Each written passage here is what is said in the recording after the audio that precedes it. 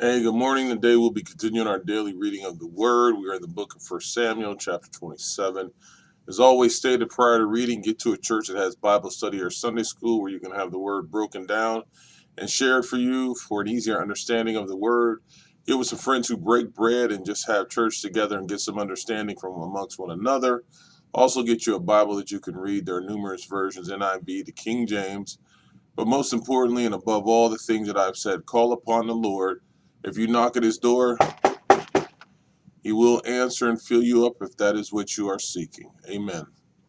1 Samuel chapter 27 reads as follows.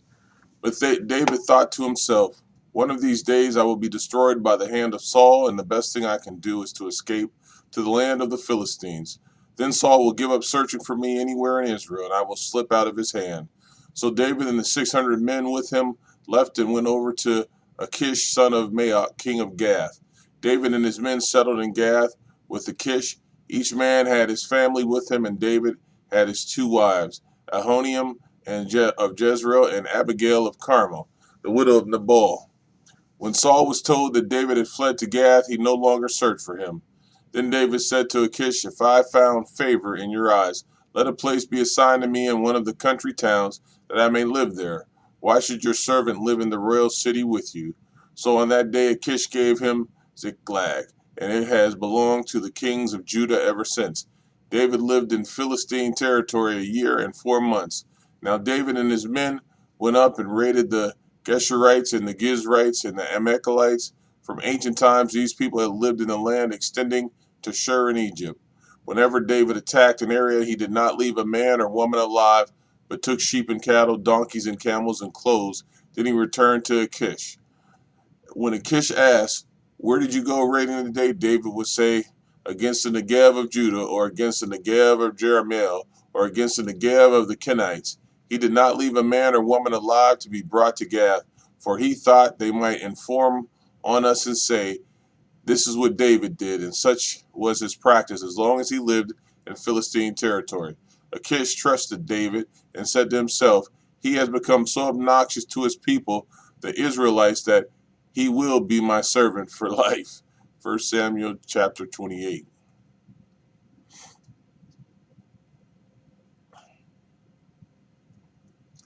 In those days the Philistines gathered their forces to fight against Israel.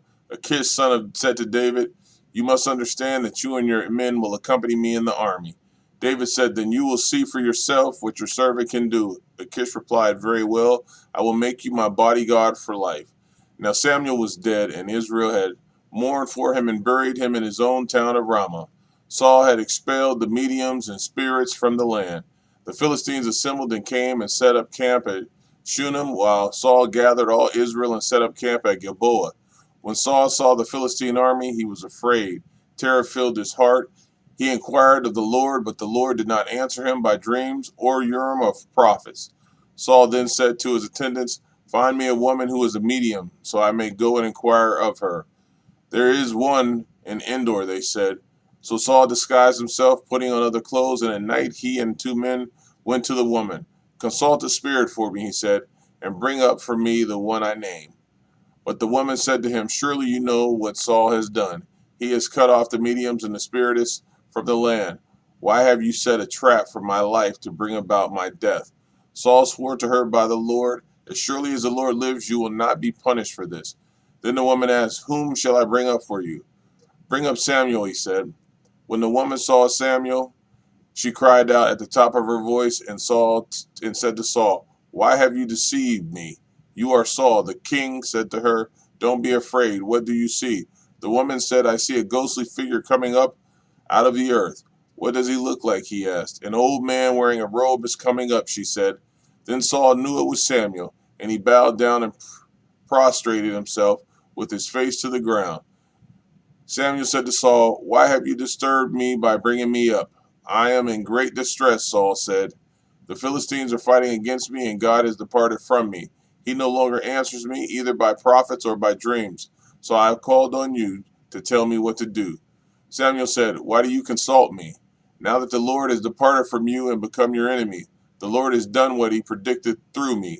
The Lord has torn the kingdom out of your hands and given it to one of your neighbors, to David.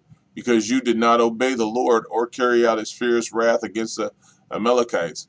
The Lord has done this to you today. The Lord will deliver both Israel and you into the hands of the Philistines, and tomorrow you and your sons will be with me. The Lord will also give the army of Israel into the hands of the Philistines.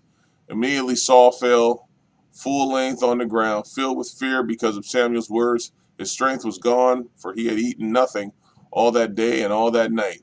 When the woman came to Saul and saw that he was greatly shaken, she said, "Look, your servant has obeyed you. I took my life in my hands and did what you told me to do. Now please listen to your servant and let me give you some food so you may eat and have the strength to go on your way."